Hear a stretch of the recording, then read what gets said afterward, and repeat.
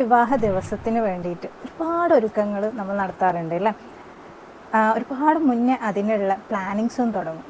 Wedding ഡേൻ്റെ അന്നുള്ള wedding dress, ornaments, accessories, decorations, like that.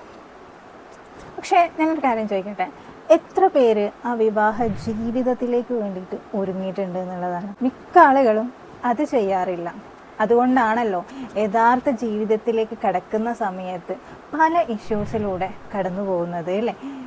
തെറ്റായ പാർട്ട്ണറിനെ ആയിരിക്കോ തിരഞ്ഞെടുക്കുന്നത്, അല്ലെങ്കിൽ തൻ്റെ കരിയറും ലൈഫും കൂടെ ഒരുമിച്ച് ബാലൻസ് ചെയ്തിട്ട് കൊണ്ടുപോകാൻ പറ്റുമോ, അതുമല്ലെങ്കിൽ എൻ്റെ ഇഷ്ടങ്ങൾക്കല്ലാതെ അവരെന്നെ പ്രഷർ ചെയ്യുമോ, ഞാൻ എന്തെങ്കിലും എൻ്റെ ഇഷ്ടത്തിന് ചെയ്താൽ എന്നെ ജഡ്ജ് ചെയ്യുമോ എന്നുള്ള ഒരുപാട് കൺഫ്യൂഷൻസ് ബോത്ത് കുട്ടികൾക്കും പാരൻസിനും വിവാഹത്തിന് മുന്നേ ഉണ്ടാവാറുണ്ട് എന്നുള്ളതാണ് അല്ലേ.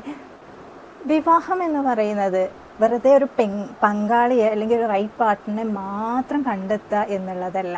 നിങ്ങൾ അങ്ങോട്ടേക്ക് ജീവിക്കാൻ പോകുന്ന ഓരോ ദിവസത്തെയുമാണ് അതിനെ സെലക്ട് ചെയ്യുന്നത് അല്ലേ.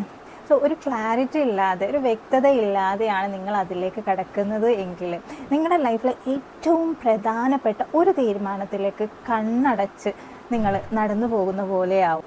സോ മറ്റുള്ളവർ തരുന്ന അഭിപ്രായത്തിനേക്കാളും തീരുമാനത്തിലേക്കാളും നിങ്ങൾക്ക് വേണ്ടത് ഒരു മെൻ്റൽ ക്ലാരിറ്റിയാണ്. മീൻസ് നിങ്ങളുടെ ഉള്ളിലുള്ള വാല്യൂസ് എന്താണ്, അല്ലെങ്കിൽ നിങ്ങൾക്ക് ഒരു കോൺഫ്ലിക്റ്റിലൂടെ പോവുകയാണെങ്കിൽ നിങ്ങളുടെ മെൻ്റൽ സ്ട്രെങ്ത്, അവെയർനെസ്, അതുപോലെ തന്നെ ഒരു കരിയർ ലൈഫ് കൂടെ, ഒരു ഫാമിലി ലൈഫും കൂടെ കൊണ്ടുപോകുന്ന സമയത്ത് അതിനെക്കുറിച്ചിട്ടുള്ളൊരു അവെയർനെസ്, ഇതൊക്കെയാണ് വേണ്ടത്.